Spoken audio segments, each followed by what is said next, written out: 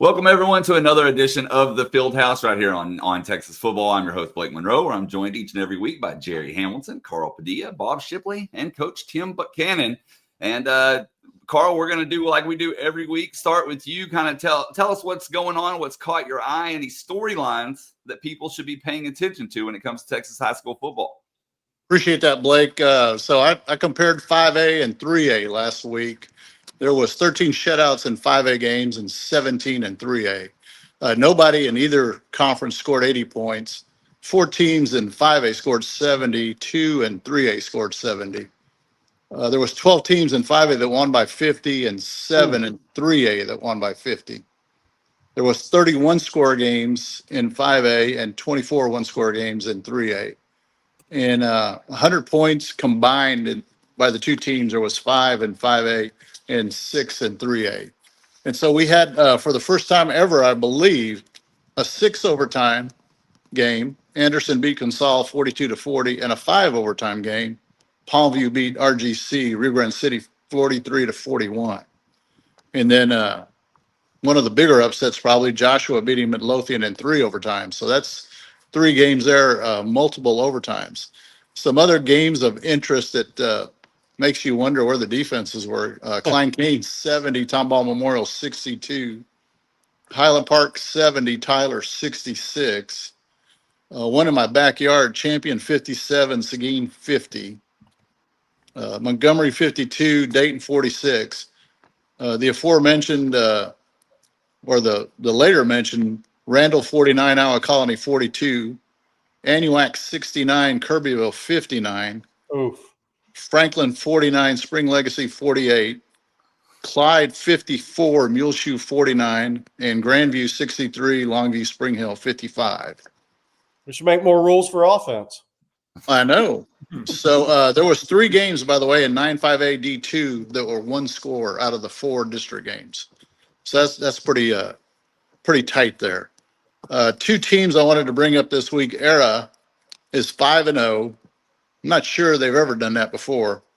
Last time they won 5 games was last year. They went 5-6. Last time they had a winning record was 2018. They went 6-5. Possibly the most special one being 5-0 is some a team down in Edinburgh. They call it Econ, but it's really Economides. They're 5-0 for the first time ever. It's their 26th year of playing football.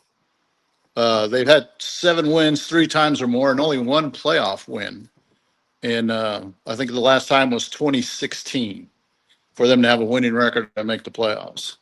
2 special things that may happen this week. If Rayburn can win over Alvin, it'll be the first time since 2002 they've been beaten a non-Pasadena school in district. They beat LaPorte in week 10 that year, 21-20. And if Mart loses this week to Chilton, it'll be the first time they're 1-4 since 2002. So that's the report for this week. So I got a question right for Coach Buck and Coach Shipley about this. So down in my area, Angleton is beating the brakes off everybody, like literally beating the brakes off everybody. Now, those teams aren't very good. But my question, so just so you'll know on Angleton, Clear Lake's not good this year, 68-7. They beat Brazos Woods 75-21. Brazos Woods, a decent team. Richmond Foster 59-14. Porter 56-10. Not teams that are going to compete in the playoffs or anything. But my question for y'all is, how do you handle a team that's beating the brakes off of people and still keep them grounded? Because you know the cheerleaders and the fan base and everybody's telling everybody how great it is. And Angleton was really good last year. But how do you guys as coaches keep focus knowing that the teams they're playing y'all are beating up on aren't very good, and it's going to get a lot tougher come playoff time?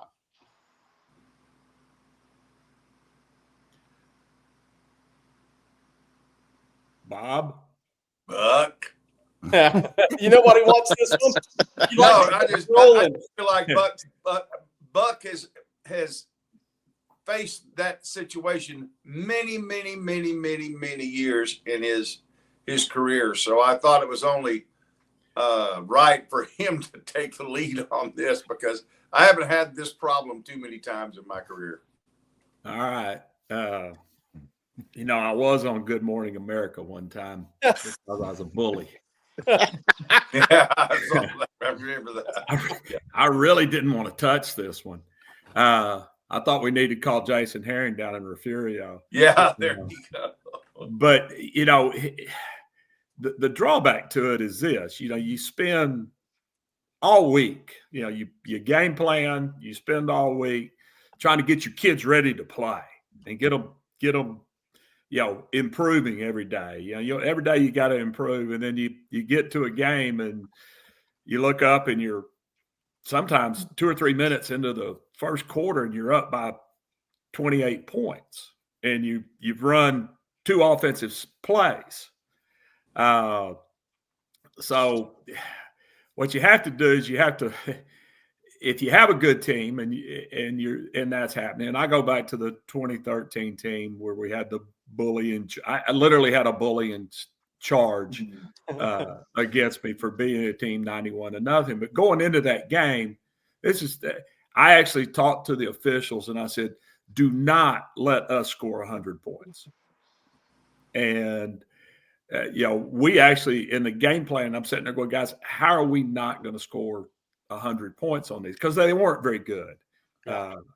But you've got to talk to your kids about 2 things. One, you can't control how good or bad your opponent is. And to have a good football team and for your team to do what you expect them to do later in the season, you've got to get better. And, you've got to figure out ways in practice to actually get better, whether it be conditioning, whether it be going against your ones-on-ones more and that type of stuff when you're going to play teams like this. Because sometimes you can, you get a lead with your ones and you put your 2s in, and heck, your 2s are playing harder than the 1s did. Yeah. Then you put your 3s in, and the 3s play harder than the 2s did because they got a chance to score now, or they got a chance to pick a ball off, or return a punt or a kickoff for a touchdown. So it's not an easy thing. Preparing for, I don't worry about the playoffs and that type of stuff a whole lot. And am I getting better? I worry about how it's going to look in the newspaper. Yeah. Honestly, more than I did anything. Yeah. Yeah, I'm the same way, Buck. I don't ever want to. I don't know. I can't remember Buck ever having a down year, but there's times when the shoe's on the other foot, and so you don't ever want to purposely run up the score on anybody. But at the same time, when you're fixing to play 16 playoff games, 6 playoff games, you've got to keep your guys going in sync, without incurring stupid penalties by leaving a guy in too long in the game and all that stuff. But we always tried to play our starters at least one series into the third quarter, and then let the other guys play. And we did that a lot of times in 03 and 04 and Burnett and 09 and 2010 in Brownwood, because we just had an exceptional football teams those years. But you got to keep the guys. You got to keep the guys hungry, and you've got to keep them. As Buck said, you continually want to try to emphasize that we're going to play at our level, not the level of our opponent. And so, do you slow? If you have a fast-paced offense, do you slow it down on purpose? What good does that do your football team? There are times, obviously, in a game where you do want to try to have a 4 or 5 minute drive, 7-minute drive, and milk it, and you work on those things in those games. I would think would be a good time to do it, but I'm like Buck. I just hate to see it. The only time, I got to tell one story. The only time we were playing Iowa Park in the first round of the playoffs. You remember this story, Blake? Yes. And I remember the score too. I think it was 2010. Jackson, Yeah. and Graylin Brown, and all those guys were seniors at Brownwood. And it was the very first playoff game, and it was on a Thursday night. We couldn't get a stadium. And I was at Brownwood. He was at Iowa Park. We played at Springtown. And anyway, their guys are just, they're just playing hard. They're playing really hard, and they're onside kicking every kick. And there were some late hits on our players. And I'm hollering at the coach, hey, stop the late hits, and he probably thinks I'm saying something else. I don't know. But anyway, we kind of met at halftime, had a little conversation, and it didn't go well for either one of us. And so I went in at halftime and I said, because, we were beating them pretty bad. And I said, starters, you're staying in the game for a while. And they were like, whoa. None of them saw this little altercation out there. It wasn't an altercation. It was just a verbal kind of thing. Yeah. And so anyway, and wouldn't you know it, every single thing. I mean, they try to onside kick again, and we just pick it up and run it straight in for a touchdown, and just stuff like that. And it just kept, we weren't throwing anymore, but it just, and finally, I guess going into the fourth quarter, we pulled all our starters out. But I don't know, what was that score, Blake? 88-24. 88-24, and we had 2 touchdowns called back. And none of that was on purpose. It was just that we felt like that the players were cheap shotting our kids. And I think there were 4 or 5 penalties, Blake, for that. Yeah, it was. Yeah, I didn't feel like that the other coaches were addressing it. We were watching them as those kids went to the sideline, and there was no coach that was getting on them or anything. So we thought, okay, this is malicious, Yeah. So I tell them at halftime, if you don't stop late hitting us, we're going to hang 100 on you. He said, you go ahead if you think you're man enough. I'm so glad I asked this question now. Yeah, and I didn't do it. I didn't do it, but and I wasn't ever planning on doing it because that's those kids. That's not, that's the head coach has to take responsibility for that. But there are times when another team's doing some stuff.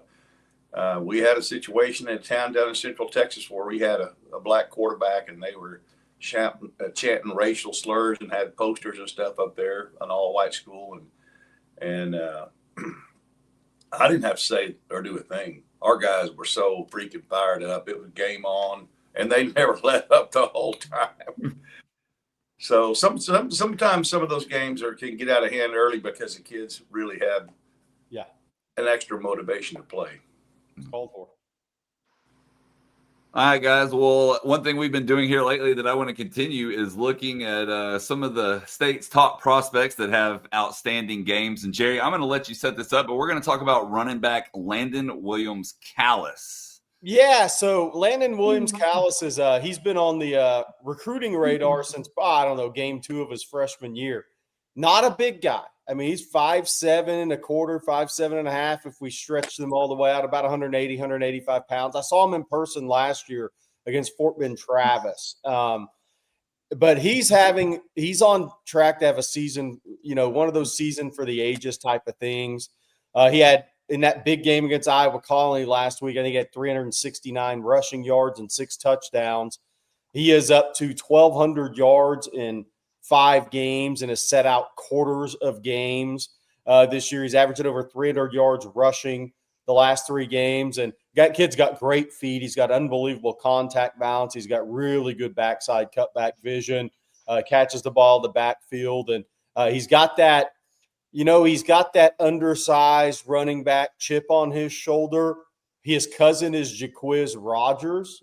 For those that remember him at A&M Consolidated, who is unbelievable lateral. They're different backs. He doesn't like jump cut and skip cut all over the field for 48 minutes like Jaquiz did. They're a little different, but this kid's got a little more, I think, straight forward gear to him. But we wanted to highlight him today. He's got 60 offers from about everywhere in the country. His decision will be interesting because obviously when you're 5'7" and a half, 185, 190 pounds, every scheme does not fit you. So it'll be interesting to see how they attack the recruiting process. And there may be conferences that are better for you than others because you don't have all the ideal measurables. But Kid's got great feet. And you guys, Coach Buck, I got to ask you, because obviously you had John Gray. My question, one of the reasons I brought this up was, from a coaching perspective, when you can literally hand the ball off to the same guy every single time, but that's not really developing your team absolutely the way you want it to be. How do you balance that? I mean, because you had the all-time rushing leader in Jonathan Gray, and you could have handed it off to him every single time and been successful. How do you balance that as a coach? Well, with Jonathan, and going into Jonathan's senior year, he had a chance to break the all-time total yards in Texas, beat the Sugar Land Express record. But so I actually sat down with his dad and said, "How important is that to you?" Because we could do it. I mean, some of the people we're playing. We had 2 brand new schools in our district that year, and he said, and the dad, James Gray, said, "Coach, if he doesn't need to be in the game, then I don't want him in the game. I don't want him just playing to break a record." And so we had a rule with him in those type games. It was 300 yards or 15 carries, whichever one came first. Wow. And a lot I of did times not know that. Right there. That is awesome. It was the 300 yards came before 15 carries for him. But you want to protect those kids, and I mean, you get on the internet now and you can see people saying that I ran Jonathan Gray into the ground and that was not things true. of that nature. But when you go back and look at how many quarters he played and how many carries he had in high school, there were only a few games a year where he would have 20 plus carries, and those games were usually really close games. I know against Lake Travis, we played Lake Travis his junior and senior year, and he carried it quite a bit at Lake Travis his junior year because it was a muddy field. They were really good on defense. We had a hard time throwing the ball. Hank was dealing up a number of blitzes that we couldn't pick up down there. So he had a bunch of carries in that game. And then his senior year, they beat us. That's when they hung 62 on us. That's when Baker Mayfield was the quarterback. I think that might have been his first start. I think I made Baker Mayfield in that game. But games like that, he would have 20 to 30 carries a game. But you got to protect those kids. And they're, if you can hand it to them and they go 80 on every play, like you said, it's not developing your team. And if they get hurt in a situation like that, you're going to feel, you're not going to feel like a very smart coach. But at the same time, you got to get them reps, and they've got to stay in shape, as Bob was talking about earlier. There's going to be a game when he's going to have to tote it 25 times a game. Yeah. So he better be in shape to do that. By the way, this is not a sticking up for Coach Buck episode, but I always thought that was one of the most unfair things, because you can go find that. And I always used to tell people, I would watch Cedric Benson carry the ball 35 or 40 times in games. Coach Shipley, I know, Carl, I know y'all did too. And you know what? Cedric Benson, some guys stay healthy and some guys don't. And Cedric Benson carried that thing and had as much physical contact as any back in the history of this state. And his body, he did not. His body was okay with that. So this is not a sticking up for Coach Buck, but I did stick up for him on message boards on that, even though we never talked about it. But that was one of the most unfair things I've heard over in my years in this business. Bob, what was your thoughts on Williams-Callis there? Wow, I think I saw one move where if he was a little bigger, I would have thought that was Bijan out there. Yes. Move. Yes. One I'm talking about. A pretty violent lateral cut that you don't see a lot of backs make, But yeah, he's going to grow. Obviously, he's going to grow. He's going to gain a little more strength and structure to his body. But he's a guy I sure would like to toss the football to about 15 or 20 times a game. guy like that will make you a good coach real fast. And Carl, your thoughts, please, sir. You know, I had to see a play, I think 3 different times because it was like a 7-yard touchdown run and he got hit right away. And I thought he was down like 3 yards short of the goal line, but he had such tremendous balance. He got his hand down and got his body straight and took it into the end zone. And another funny thing, I mean, this kid has got all the essentials you need for a great running back.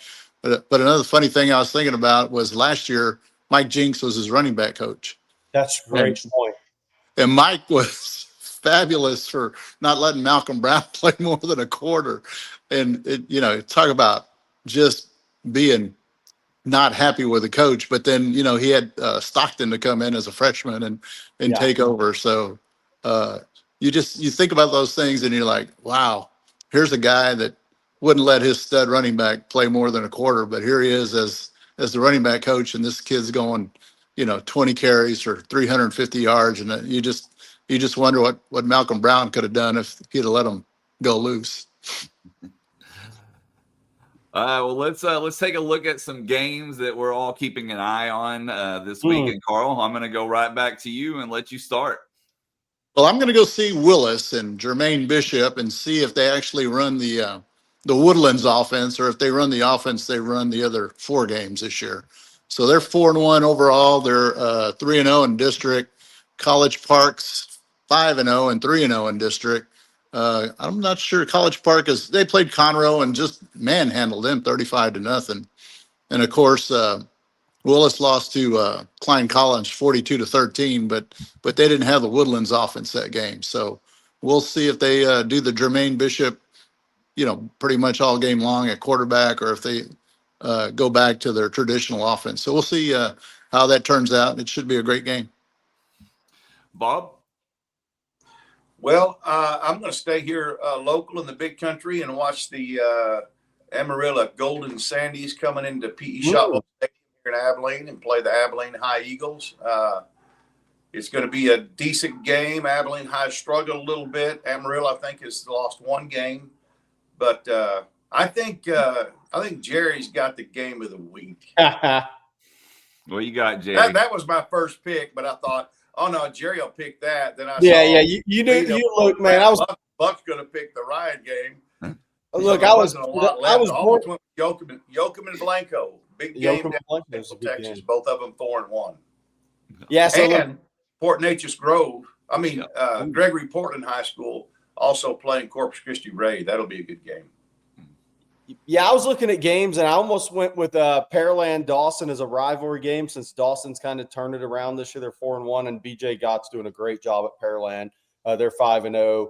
They got another good run cycle of kids coming through, two classes in a row. But I had to go Kilgore at Henderson, man. Look, I was born in Nacogdoches. My dad coached in Nacogdoches for a while, but I grew up East Texas. I think East Texas football is just phenomenal on Friday nights, but Kilgore's really good. Kilgore lost to Carthage 21-10 in the opener, and I think we know how good Carthage is. Henderson is 4-1 this year. They haven't played the schedule that Kilgore is, and I think Kilgore will win this football game because I think Kilgore is really good.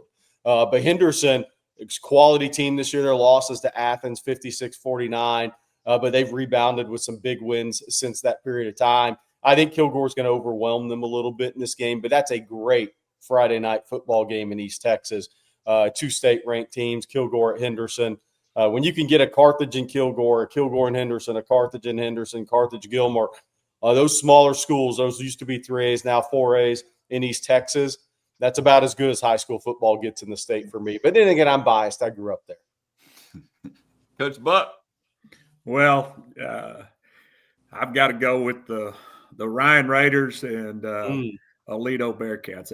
This is going to be a very physical football game. Both teams are unbelievably good on defense.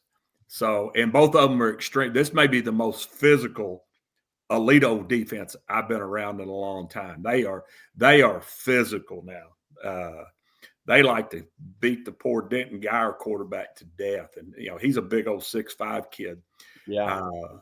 And I really think the game's going to come down to 2 things, just like always. It's going to come down to, whoever capitalizes on the other team's turnovers, because as physical as they are, I gotta say there's going to be some turnovers with those two physical defenses, and then